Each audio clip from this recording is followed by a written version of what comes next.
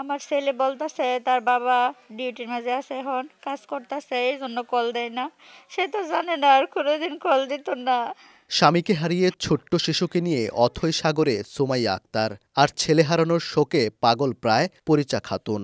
অনেক সুখে লেগে দিয়েছিলাম বাবারে, অনেক কষ্ট হয়েছিলাম, আর কষ্ট আর মিলল না। সুমাইয়ার স্বামী ইকরাম হোসেন সৌদি আরবে নিহত হয়েছেন সড়ক দুর্ঘটনায়। পৃথক দুর্ঘটনায় প্রাণ গেছে ময়মনসিংহের গফরগাঁওয়ের আরও দুজনের। মৃত্যুর খবরে ৩ রেমিটেন্স যোদ্ধার বাড়িতে চলছে শোকের মাতম।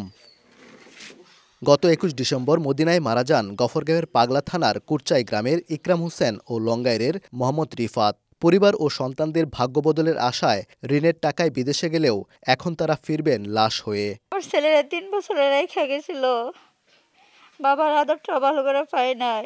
আমার টাকাও গেল, আমার ছেলেও গেল, অত বাবা অসহায়ের মধ্যে।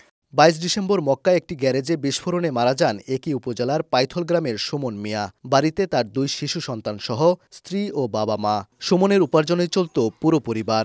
বুঝতে শেখার আগেই এতিম ২ শিশুর ভবিষ্যৎ এখন অনিশ্চিত। এই বয়সে আমি কি করে, এই 2টা নাতি আছে এতিম হয়েছে, এখন 2টা কিভাবে আমি কি করাম, আমি খুব অসহায় আছি।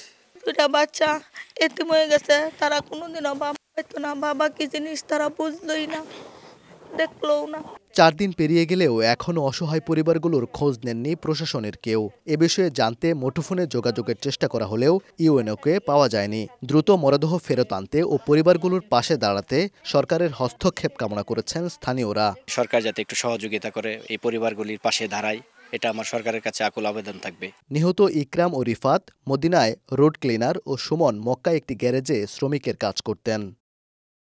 ওবায়দুল হক, সময় সংবাদ, ময়মনসিংহ।